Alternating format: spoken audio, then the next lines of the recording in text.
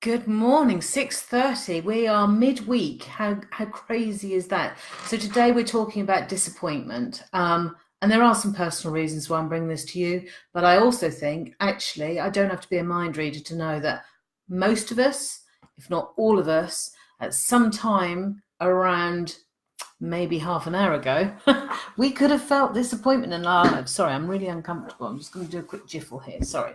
So, yeah. So, it is about sort of getting to that point where we're talking about being let down, or things letting us down, and yet, you know, we continue, don't we? I'm just trying to think of a real powerful way to put it. It's like, do you remember at school? And I can still remember it. And I can still remember my parents going, "You let us down, you let yourself down, you let your friends down," and it's just like, oh, and you can almost go down, and you can feel your energies just draining away.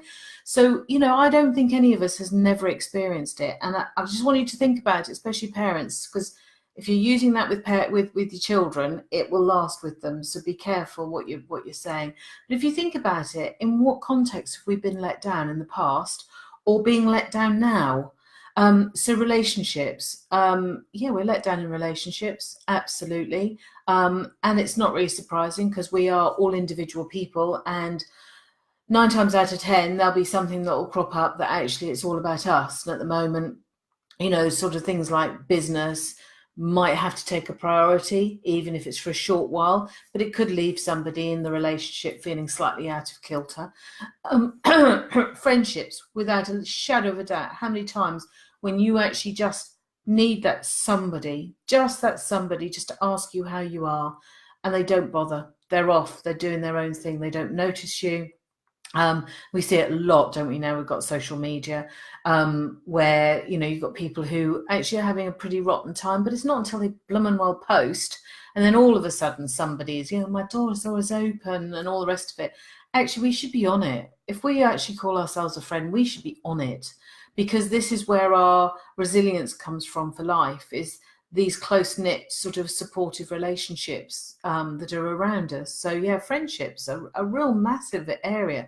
Jobs. How many times have you gone to work, you're doing a job, and no one says thank you, no one actually appreciates what you've done, all of those sorts of things. Or even if you've actually taken a job and then it's not what you think it is. Now, I know people who've done that, loads of people who've done that, and they've been taken under almost false pretenses. Come and work with me, and or within 6 months you'll be this, that, and the other, and of course you're not.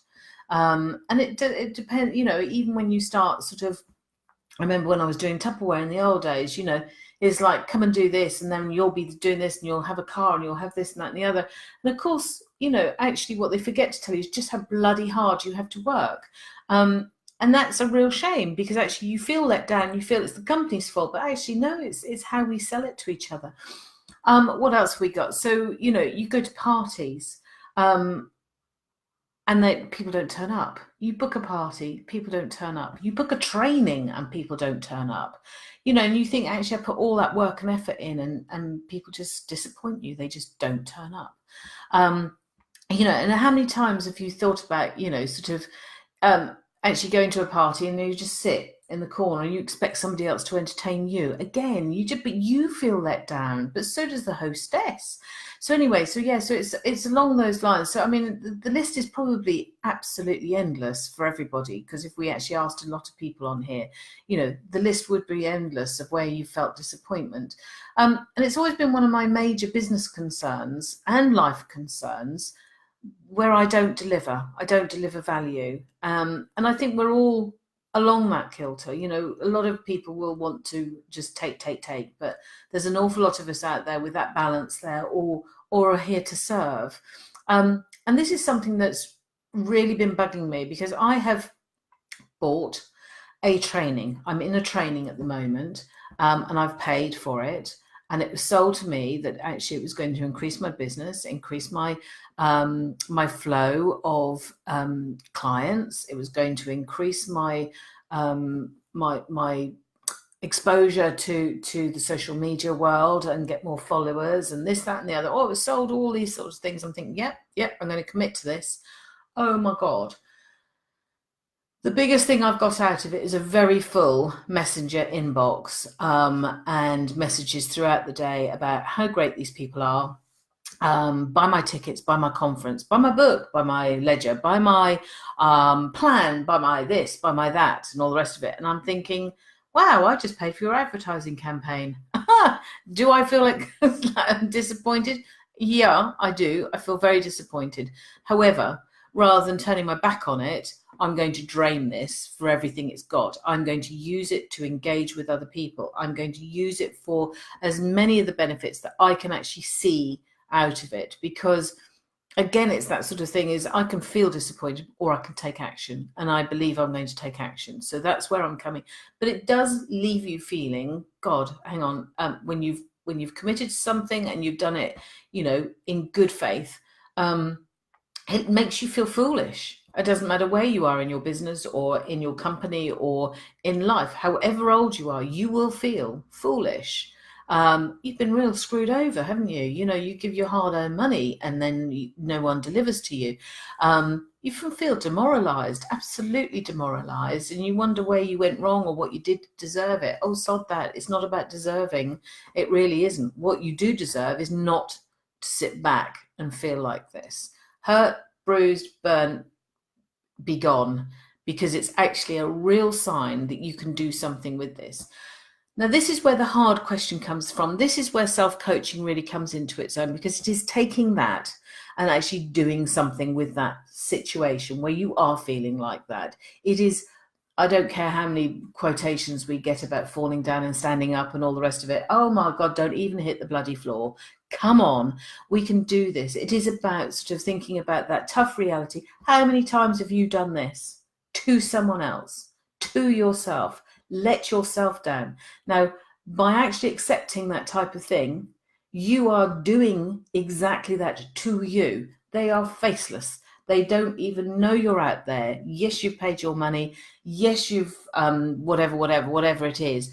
But actually, you're not even in there. You're not important enough to even be one of their considerations. So why destroy yourself? So think about it.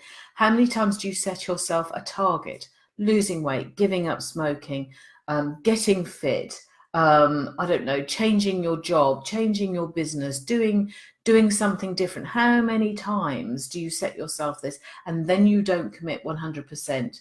Oh, you are doing this to yourself. You are disappointing yourself over and over and over again. So the second you get up and you decide that today you're not going to do very much at work, and then you come home and go, oh, work was horrific. Done it to yourself, tick that box. How many times have you cancelled on a friend at the last minute when you said you'd go out or you go round for a takeaway or something like that?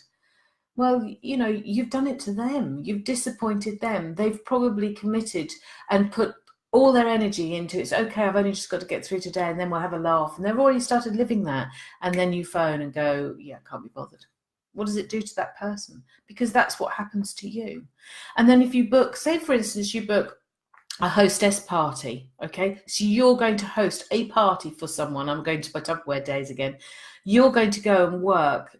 You're going to book a hostess party for somebody. You've said, yeah, I'll accept that. I'll accept that challenge. And then, you can't be bothered. You can't be bothered to invite your friends. You can't be bothered to put any nibbles on. You can't be bothered to buy any wine. All these sorts of things. Well, hello, you've done exactly what this company have done to me.